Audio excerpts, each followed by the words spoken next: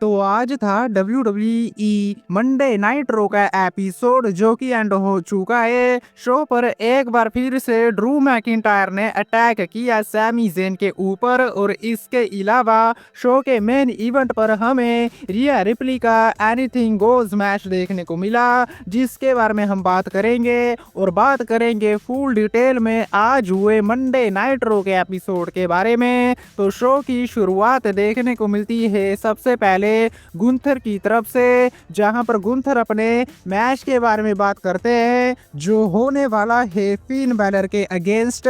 जिसके बाद fin Balor और जजमेंट डे की टीम वहां पर आ जाती है और फिन बैलर गुंथर को ये कहते हैं कि तुमने अपने टाइटल को रिटेन किया सिर्फ मेरी वजह से और मेरी वजह से ही तुम अपने टाइटल को हारोगे। जिसके बाद गुंथर भी फिन बैलर को ये कहते हैं कि तुम जजमेंट डे की टीम के बिना कुछ नहीं हो, तुम जजमेंट डे की टीम के बिना मुझे नहीं हरा सकते हो। जिसके बाद गुंथर के ऊपर अटैक करने की ट्राई करते हैं फिन बैलर, लेकिन डेमिन प्रीस्ट वहां पर आ जाते हैं। जिसके बाद हमें इन सभी के बीच मैसिव रोल देखने को मिलती है। डेमिन प्रीस्ट जजमेंट डे के ऊपर अटैक करते हैं, गुंथर डेमिन प्रीस्ट के ऊपर अटैक करते हैं, लेकिन in the end Finn Balor Damian Priest और गुंथर के ऊपर अपना फिनिशर लगा देते हैं और इन दी एंड रिंग में स्टैंड होल्ड करते हैं फिन बैलर और जजमेंट डे की टीम। और फिन बैलर के एक हाथ में होता है टैग टीम टाइटल और दूसरे हाथ में होता है वर्ल्ड हैवी वेट चैंपियनशिप और दोनों ही टाइटल को हवा में लहराते हैं Finn Balor.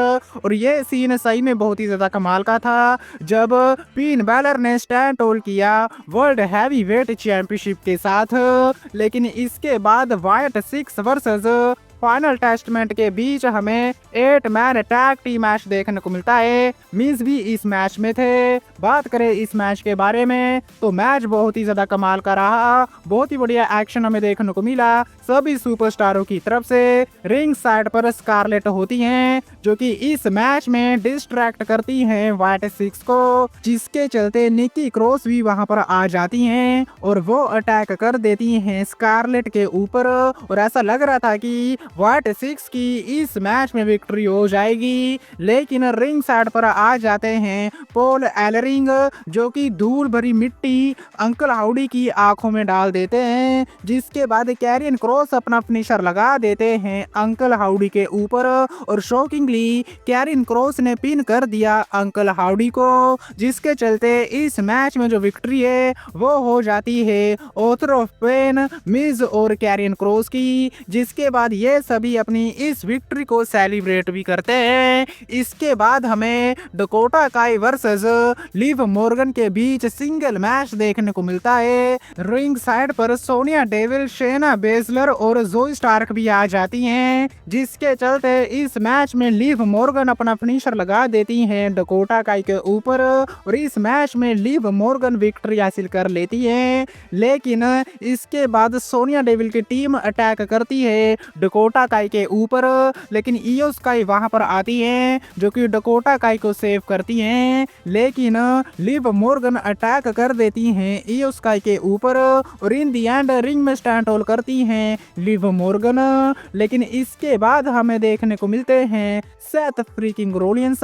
Seth Rollins ring में आते हैं जहां पर वो CM पंक के बारे में बात करते हैं और वो ये कहते हैं कि जब मैं WWE में नया आया था तो मैं CM पंक के पास गया था ट्रेनिंग के लिए, मैं उसकी बहुत ही ज्यादा इज्जत करता था, लेकिन वो कंपनी को छोड़कर चला गया, लेकिन उस समय वो मेरा फ्रेंड था तो ऐसे में मैंने उसको फोन कॉल्स किए लेकिन उसने मुझे भी पीठ दिखाई। जिसके बाद वो 10 साल कंपनी से बाहर रहा और अब वो 10 साल के बाद आया है सिर्फ और सिर्फ पैसे के लिए, उसको कंपनी से कुछ लेना देना है नहीं। लेकिन तभी वहां पर सैमी ज़ेन आ जाते हैं जो कि सबसे पहले सेथ रोलिंस से माफी मांगते हैं और सैमी ज़ेन ये कहते हैं कि मुझे माफ कर देना क्योंकि मैंने तुम्हारे ऊपर शक किया। जिसके बाद दोनों के बीच जो प्रॉब्लम है वो सॉल्व हो जाती है। सेथ रोलिंस तो वहां से चले जाते हैं, लेकिन तभी सैमी ज़ेन एक बहुत ही बड़ी अनाउंसमेंट करते हैं और वो ये कहते हैं कि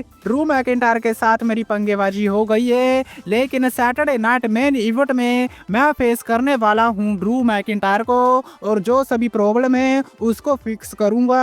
जिसके बाद सैमी ज़ेन वहां से जाने की ट्राई करते हैं, लेकिन तभी वहां पर ड्रू मैकिंटायर आ जाते हैं जो कि एक बार फिर से अटैक कर देते हैं सैमी ज़ेन के ऊपर। लगातार ब्रूटल वे में अटैक करना शुरू कर देते हैं ड्रू मैकिंटायर। जिसके बाद ऑफिशियल टीम वहां पर आती है जो कि दोनों को सेपरेट करती है। तो ऐसे करके ड्रू मैकिंटायर ने एक बार फिर से अटैक कर दिया सैमी ज़ेन के ऊपर। और सैटरडे नाइट मेन इवेंट में Drew McIntyre versus Sami Zayn के बीच सिंगल मैच भी देखने को मिलेगा। लेकिन इसके बाद Lyra Valkyria versus Ivy Nile versus Zelina Vega के बीच ट्रिपल थ्रेड मैच देखने को मिलता है जो कि इंटरकॉन्टिनेंटल चैंपियनशिप टूर्नामेंट का मैच था। बात करें इस मैच के बारे में तो ठीक ठाक सा ये मैच रहा, लेकिन इन दी एंड लारा वेल्केरिया अपना फिनिशर लगा देती है आईवी नाइल के ऊपर और पिन करके इस ट्रिपल थ्रेड मैच में विक्ट्री हासिल कर लेती हैं लारा वेल्केरिया।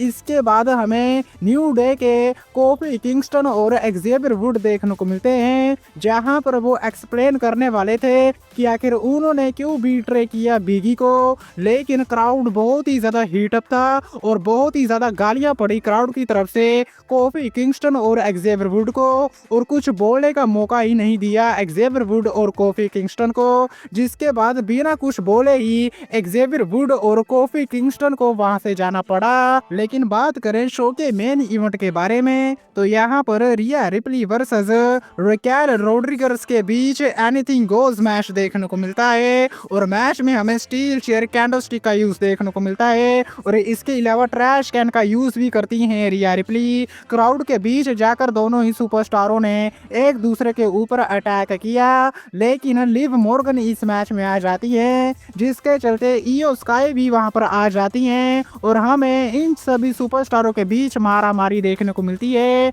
लेकिन in the and Riya replay अपना फिनिशर रिपटाइल लगा देती हैं रेकेल के ऊपर और टेबल के आर पार कर देती हैं, जिसके चलते इस मैच में जो विक्ट्री है वो हो जाती है रिया रिप्ली की। लेकिन मैच के बाद हल्की सी टेंशन देखने को मिलती है रिया रिप्ली और ईओ स्काई के बीच, क्योंकि दोनों ही जो वर्ल्ड हैवी वेट टाइटल है उसको उठाते हैं, लेकिन दोनों के चेहरे पे मुस्कुराहट होती है और इस तरह से जो रो का एपिसोड है वो हो जाता है एंड, जो कि ठीक ठाक रहा। लेकिन आज की वीडियो में बस इतना ही। वीडियो अच्छी लगी तो वीडियो को लाइक, चैनल को सब्सक्राइब करना मत भूलना, क्योंकि मैं लाता रहता हूँ ऐसी ही वीडियो। तब तक के लिए टिल देन मिलते हैं नेक्स्ट वीडियो में काफी ज्यादा जल्दी।